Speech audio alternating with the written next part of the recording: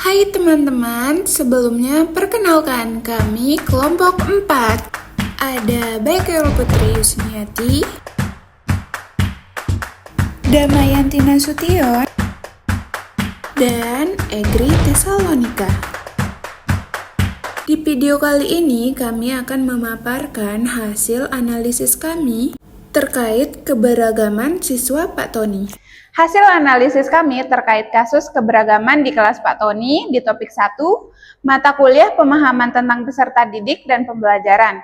Nah, di sini kami sudah membuat peta konsep, tahapan perkembangan, dan rencana strategi pembelajarannya.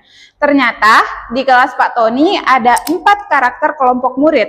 Mari kita amati. Yang pertama ada kelompok Nina, si pemikir konkret.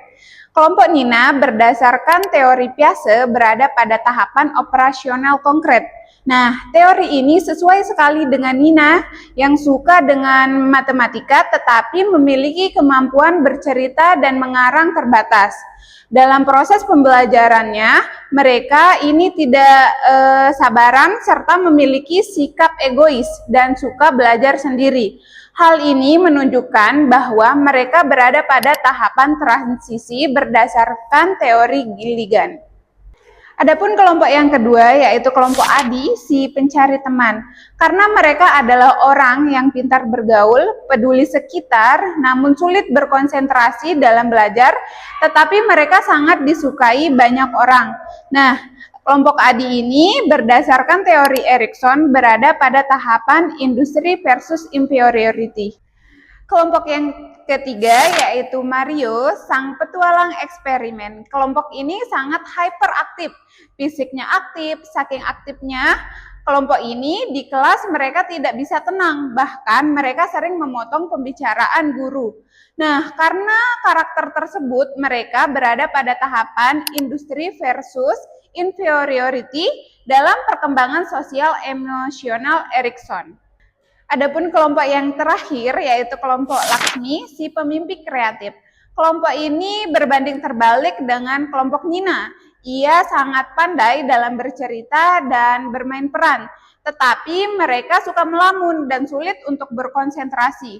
Harus terstruktur dalam menjabarkan tugas.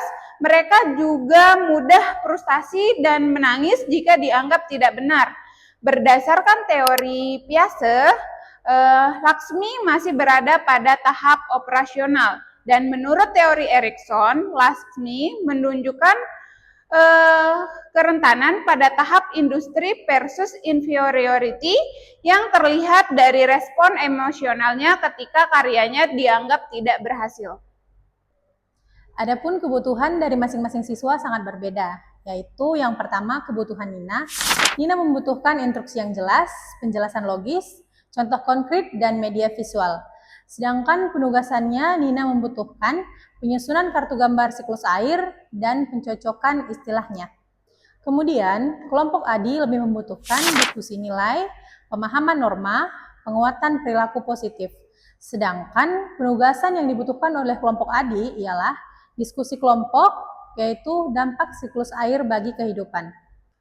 Sedangkan kebutuhan untuk kelompok Mario diantaranya adalah aktivitas gerak, kerjasama tim, serta apresiasi dan pujian.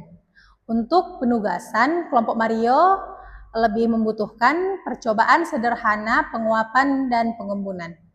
Dan yang terakhir, untuk kebutuhan kelompok Laksmi, yaitu diantaranya tugas proyek kreatif, ruang berekspresi, serta imajinasi terarah.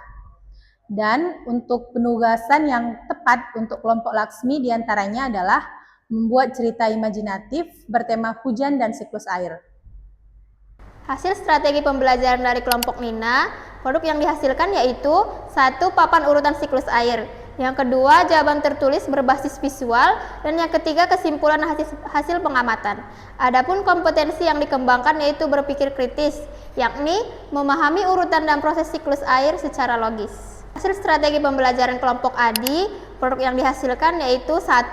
Poster atau peta konsep yang dampak siklus air, yang kedua hasil presentasi kelompok, dan yang ketiga lembar observasi, partisipasi, dan refleksi individu.